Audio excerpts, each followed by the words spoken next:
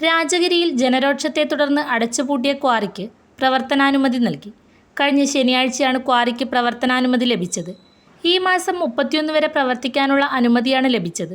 Quarry ജനജീവിതത്തിന് ഭീഷണിയാണെന്നും നിയമം ലംഘിച്ചാണ് പ്രവർത്തിക്കുന്നതെന്നും ചൂണ്ടിക്കാട്ടി രാജഗിരി പൈതൃക സംരക്ഷണ സമിതി കളക്ടർക്ക് പരാതി നൽകിയതിനെ തുടർന്ന് 7-അംഗ വിദഗ്ധ സമിതിയെ പരിശോധനയ്ക്ക് നിയോഗിച്ചിരുന്നു. സമിതിയുടെ റിപ്പോർട്ടിനെ തുടർന്ന് ക്വാറിയുടെ പ്രവർത്തനം തടഞ്ഞ് കളക്ടർ ഉത്തരവിട്ടു. പോരായ്മകൾ പരിഹരിച്ച് അപേക്ഷ നൽകിയാൽ അനുമതി നൽകാമെന്നും സമിതി റിപ്പോർട്ടിൽ സൂചിപ്പിച്ചിരുന്നു. തുടർന്ന് ക്വാറിയിലെ പോരായ്മകൾ പരിഹരിച്ചുവെന്ന് ചൂണ്ടിക്കാട്ടി ക്വാറി ഉടമ വീണ്ടും കളക്ടർക്ക് അപേക്ഷ നൽകി. വിദഗ്ധ സമിതി വീണ്ടും ക്വാറിയിലെത്തി പരിശോധന നടത്തുകയും അനുകൂല റിപ്പോർട്ട് നൽകുകയും ചെയ്യുകയായിരുന്നു.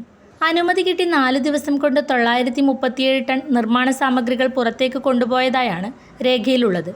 എന്നാൽ 2000 ടണ്ണിലേറെ നിർമ്മാണ സാമഗ്രികൾ ഇവിടെ നിന്നും കൊണ്ടുപോയതായി നാട്ടുകാർ പറയുന്നു. ക്വാറിയിൽ നിന്നും ഒരു വർഷം 50,000 മെട്രിക് ടൺ നിർമ്മാണ സാമഗ്രികൾ കൊണ്ടുപോകാനുള്ള അനുമതിയാണ് ഉള്ളത്. അളവിൽ കൂടുതൽ നിർമ്മാണ സാമഗ്രികൾ കടത്തിക്കൊണ്ടുപോകുന്നതായും ആരോപണമുണ്ട്.